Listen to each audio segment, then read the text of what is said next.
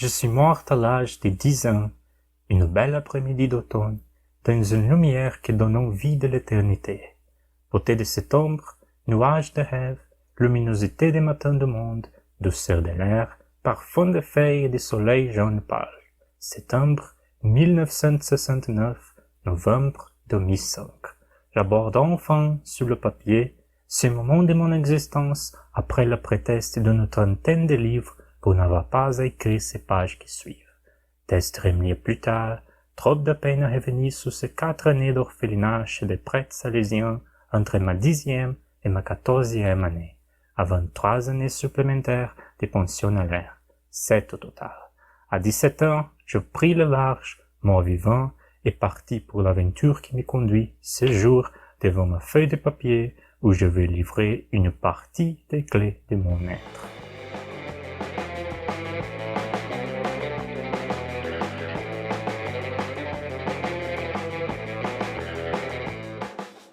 Hoje eu trago aqui para o canal um autor que tem sido um dos meus favoritos desde que eu o conheci há cerca de 2 anos atrás, que é o filósofo francês Michel Onfray. Onfray, ele é bastante conhecido e bastante lido na sua terra natal, mas ainda pouco conhecido aqui no Brasil, infelizmente, porque é um autor que tem ideias muito interessantes, que eu considero que valem a pena ser conhecidas. O Onfray, ele desenvolve nos seus livros uma filosofia de viés hedonista que dialoga muito bem com a proposta aqui do canal. Mais precisamente, o livro sobre o qual vou falar hoje é A Potência de Existir. Eu acabei aqui adquirindo e lendo a versão dele em francês, o texto original, mas é um livro que foi traduzido e publicado também em português.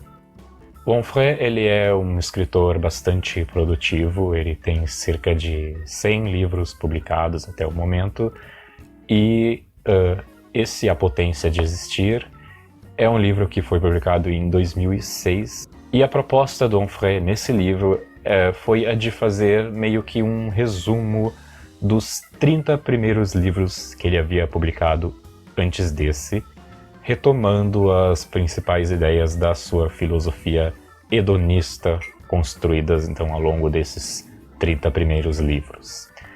Por ser então um resumo, um compilado de 30 livros anteriores, o livro resultante é uma obra bastante densa, bastante rica em conteúdos, e para poder falar bem sobre todos os conteúdos, todos os assuntos que o autor traz aqui no livro, eu vou dividir esses conteúdos em 3 vídeos. Nesse primeiro vídeo eu vou me centrar no prólogo do livro e nas 2 primeiras partes, a primeira em que o autor vai falar de uma forma mais abrangente aí as suas ideias sobre filosofia, e a segunda chamada Uma Ética Eletiva, em que ele vai centrar no tema da ética. Depois, nas partes seguintes, ele vai centrar nos temas da erótica, da estética, da bioética e da política, que serão os temas então dos 2 vídeos seguintes.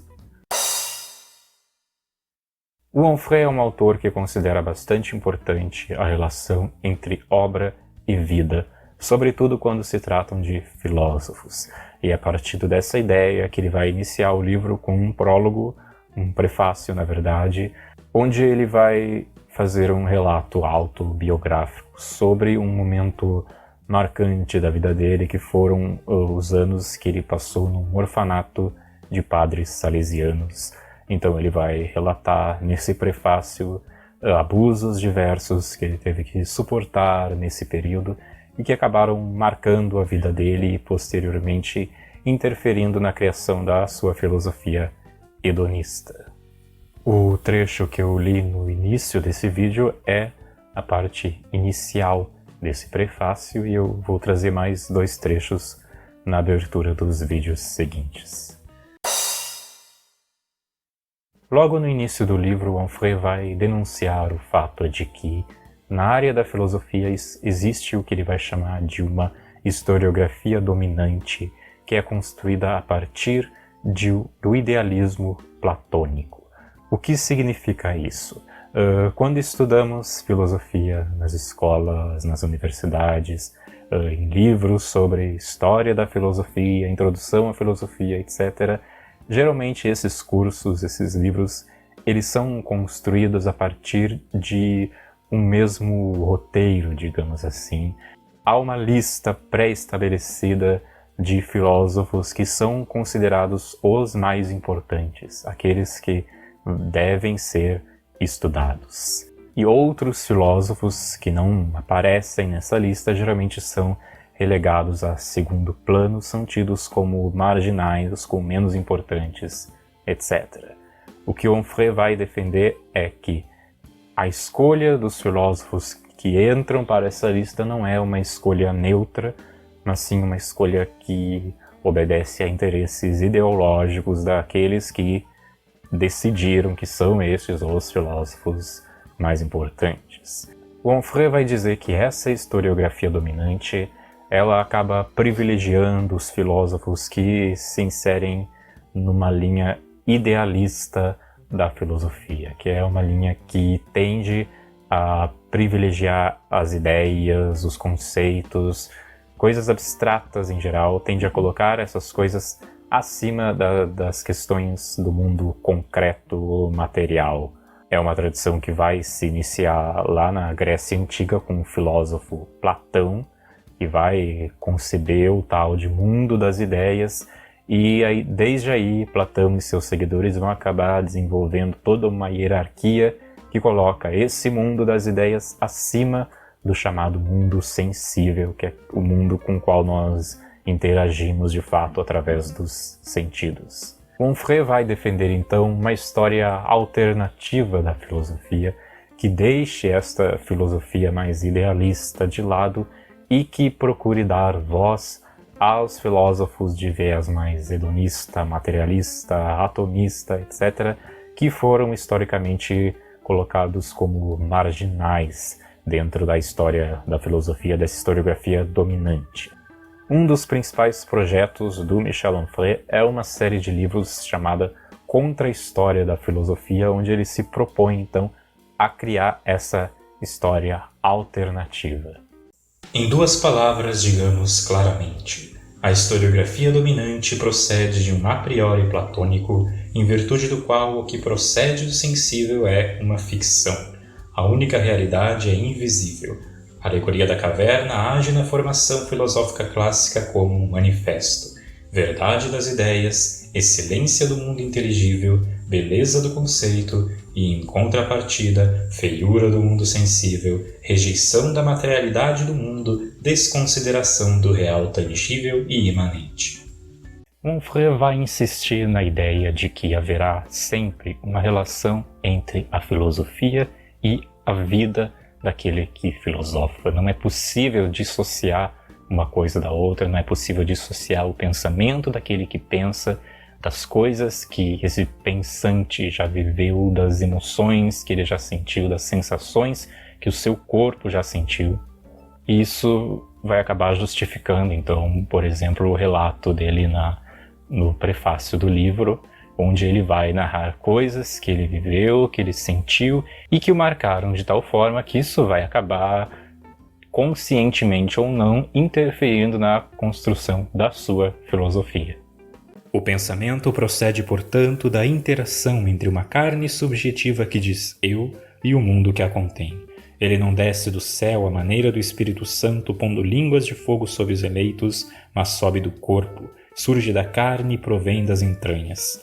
Assim, o que filosofa no corpo não é senão as forças e as fraquezas, as potências e as impotências, as saúdes e as doenças, o grande jogo das paixões corporais. O Onfray vai então identificando uma série de divisões dentro da filosofia e vai se posicionando em relação a cada uma delas. Então, contra essa historiografia dominante idealista, ele vai propor a sua contra-história da filosofia. Contra a ideia defendida por alguns filósofos de que é possível construir uma filosofia que foge do eu, uma filosofia que não dialogue com o eu, ele vai propor que isso não é possível, que toda a filosofia vai necessariamente se relacionar com a vida daquele que filosofa. contra uma filosofia que privilegie os conceitos, as teorizações, as abstrações em excesso. Ele vai propor uma filosofia de caráter pragmático e utilitarista, ou seja, uma filosofia que dialogue com o mundo concreto, com a vida cotidiana e que tenha como objetivo final contribuir para que as pessoas possam ter uma vida melhor, uma vida mais viável e mais vivível. Resumindo, sou pois por uma contra-história da filosofia que sirva de alternativa à historiografia idealista dominante, por uma razão corporal e pelo romance autobiográfico que a acompanha numa lógica puramente imanente, no caso materialista, por uma filosofia entendida como uma egodisseia a construir e modificar, por uma vida filosófica como epifania da razão, por uma perspectiva existencial com uma visão utilitarista e pragmática. O conjunto converge para um ponto focal, o hedonismo. Costumo dar ênfase a esta máxima de Chamfort porque ela funciona como um imperativo categórico hedonista. Frua e faça fruir, sem fazer mal nem a você, nem a ninguém. Eis toda a moral. Ao fazer uma análise sobre quais os valores éticos que têm vigorado em nossa sociedade, Michel Onfray vai concluir que o mundo atual está tomado por um excesso de niilismo, por uma falta de perspectivas éticas apropriadas aos nossos tempos, como se estivéssemos vivendo das sobras de valores que vigoraram em tempos passados, no caso, os valores cristãos. Durante muitos séculos, esses valores cristãos associados à totalidade da narrativa teológica e religiosa sobre a existência ditaram, no mundo ocidental, a forma como as pessoas deveriam viver, se comportar, se relacionar uns com os outros. O que Onfray constata é que cada vez mais essa crença fervorosa na religião como um todo vem diminuindo, sobretudo na Europa, onde há um número cada vez maior de ateus. Mas os valores mais propriamente cristãos, aqueles associados à figura de Jesus Cristo, insistem em manter seu domínio.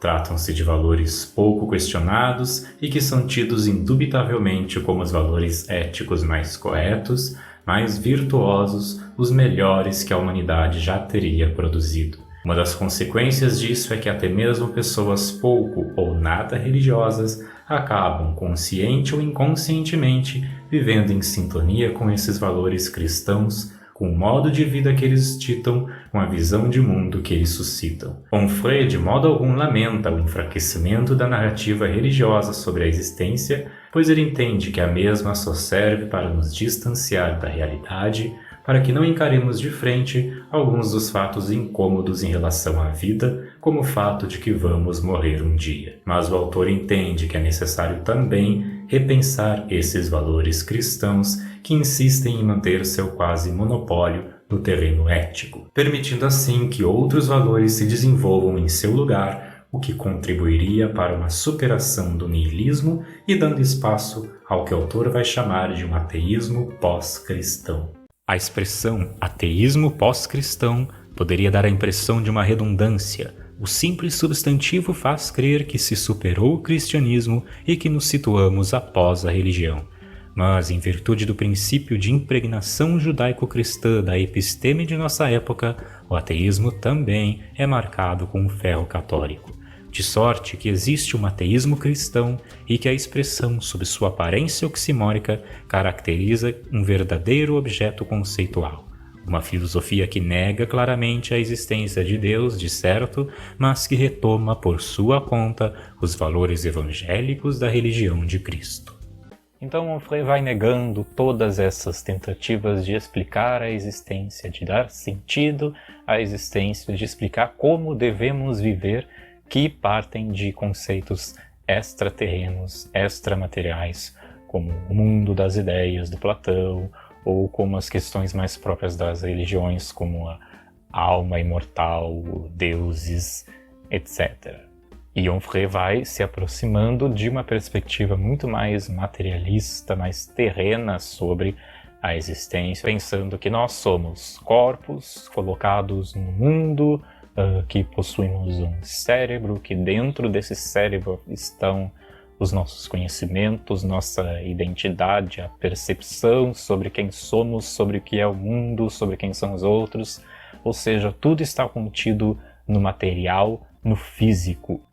Pensando então numa forma de construir a existência que passe longe desse divino, desse transcendente, o Onfray vai acabar se aproximando da ideia de uma construção dessa existência como se ela fosse uma obra de arte, que é uma ideia que ele vai retomar a partir da filosofia de alguns filósofos da Grécia Antiga que compõem a sua contra-história da filosofia. E ele vai aproveitar desses filósofos a ideia, uma metáfora do eu como estátua a ser esculpida. Ou seja, dentro dessa perspectiva, nós deveríamos ao longo da vida ir esculpindo a nós mesmos, ir criando o nosso próprio eu com o mesmo esmero, com o mesmo cuidado que um artista criaria uma obra de arte, para que quando possamos chegar ao final dessa existência possamos concluir que construímos algo bom, algo belo. Evidentemente, além da nossa própria ação sobre a construção dessa estátua, vão haver também uma série de determinismos sociais que vão acabar interferindo positivamente ou negativamente sobre a construção dessa nossa estátua e com o qual vamos ter que acabar lidando. Porém, quanto menos a gente se empenhar na tarefa de esculpir esse nosso eu, mais esses determinismos vão acabar tomando conta, ou seja, se não nos empenharmos na construção da nossa própria estátua, outros a esculpirão em nosso lugar. Todo eu que não é querido, trabalhado por uma potência, talhado por uma energia, se constitui a revelia com todos os determinismos que tomam um lugar. Determinismo genético, social, familiar, histórico, psíquico, geográfico, sociológico, numerosos são eles a moldar do exterior um ego que recebe selvagemente todas as forças vindas da brutalidade do mundo. A herança, os pais, o inconsciente, a época, o lugar do mundo em que vem a luz, a educação, as oportunidades, as faltas de oportunidades sociais, tudo tritura uma matéria dúctil, extremamente plástica e a predetermina a desordem. As prisões, os asilos psiquiátricos, as consultas psicológicas, as salas de espera dos psicanalistas, as antessalas dos especialistas em consciência corporal, conselheiros conjugais, reflexologistas, radiestesistas, magnetizadores, adivinhos variados, as consultas a sexologistas, as filas de espera para os psicotrópicos fornecidos nas farmácias e tantos outros xamãs pós-modernos dançam em torno desses egos falhos, desses eus quebrados, identidades inacabadas, todas elas. Dentro dessa parte da ética, o autor vai dedicar um capítulo à questão da intersubjetividade, ou seja, da relação desse eu com as demais pessoas, com os demais eus. Uma das coisas sobre a qual ele vai falar é sobre a ideia cristã de que é preciso amar ao próximo, sobre essa obrigação de amar ao próximo como a si mesmo. Ele vai dizer que essa ordem para que amemos ao próximo, ela vai acabar sendo muito mais uma forma de provar o nosso amor por Deus do que um amor legítimo, um amor verdadeiro. Ou seja, eu não amo a pessoa X por ser a pessoa X, por ela ser uma pessoa amável, uma pessoa que merece ser amada, mas eu a amo para provar que sou capaz de amar uma criatura divina, independente do que ela é, mesmo ela sendo uma pessoa desagradável. Ou seja, é uma ideia que parece funcionar muito bem na teoria, mas que na prática é pouco funcional e pouco razoável, além de que a grande maioria das pessoas, desde os cristãos mais fervorosos até aqueles cristãos por inércia, eles acabam, na verdade, não obedecendo realmente a esse mandamento, a esse amar ao próximo. Para fugir, então, dessa proposta que nos convida a amar ou a fingir que amamos mesmo aqueles que nos fazem mal, Onfray ele vai sugerir que ele vai chamar de uma ética aristocrática e seletiva. ele vai propor a criação de círculos de afinidades, ou seja, é como se construíssemos vários círculos em volta de nós mesmos e nos círculos mais próximos nós colocássemos aquelas pessoas de quem nós gostamos mais, aquelas pessoas que queremos mais que estejam por perto, pessoas com quem temos mais afinidade. Nos círculos seguintes colocamos aquelas pessoas que até gostamos um pouco, mas com quem não temos tanta afinidade, e assim por diante até chegar nos círculos mais distantes, onde ficariam aquelas pessoas das quais queremos distância, pessoas com as quais não queremos ser obrigados a nos relacionar. E a partir dessa disposição dessas pessoas em círculo, a gente vai determinar como vai ser a relação com cada uma. Então, as pessoas nos círculos mais próximos vão acabar recebendo mais do nosso afeto, do nosso carinho, etc. Vale ressaltar que a posição de cada pessoa dentro desses círculos de afinidades não é uma posição definitiva, mas sim uma posição que pode ser mudada ao longo do tempo, a partir de provas tanto de afeto quanto de desafeto que essas pessoas virem a apresentar na relação conosco. Pensando ainda nessa relação com o outro, o Onfray vai propor que essa relação seja sempre desenvolvida a partir do estabelecimento de contratos. Sempre que duas pessoas derem início a qualquer tipo de relação, cada pessoa vai mostrar para a outra, seja através da linguagem, seja através de outras formas de comunicação, quais são os seus desejos, as suas intenções, o seu projeto, enfim. E a partir disso, essas duas pessoas juntas vão determinar qual vai ser o tipo de relação que vai existir entre elas, que poderá existir entre elas. Porque o contrato funda a relação ética. Somos seres humanos e, como tais, dotados do poder de comunicar. Pela linguagem, em primeiro lugar, claro, mas por 1000 outros sinais assimiláveis à emissão de uma mensagem, a sua decodificação, recepção e compreensão por um terceiro. A comunicação não verbal, gestual, as mímicas do rosto, as posturas do corpo, o tom da voz, as inflexões, o ritmo e a velocidade da palavra, o sorriso informam sobre a natureza de uma relação. No grau 0 da ética se encontra a situação. Primeiro grau, a presciência do desejo do outro. Que quer ele? Que me diz ele? Qual é a sua vontade? Donde a necessária preocupação. Informar-se sobre o projeto desse terceiro com o qual estou em situação, depois esclarecê-lo em troca sobre o meu projeto, sempre por meio de sinais, entre outros, a linguagem. Esse perpétuo jogo de ida e volta entre as partes possibilita a escrita de um contrato. Não há moral fora dessa lógica sinalagmática. Com base em informações trocadas, a relação ética pode se dar. Esse foi então o primeiro dos 3 vídeos sobre o livro A Potência de Existir, do Michel Onfray. Se você tiver interesse em acompanhar os próximos vídeos, eu convido a se inscrever no canal e também a deixar o seu like, seu comentário. E até o próximo vídeo.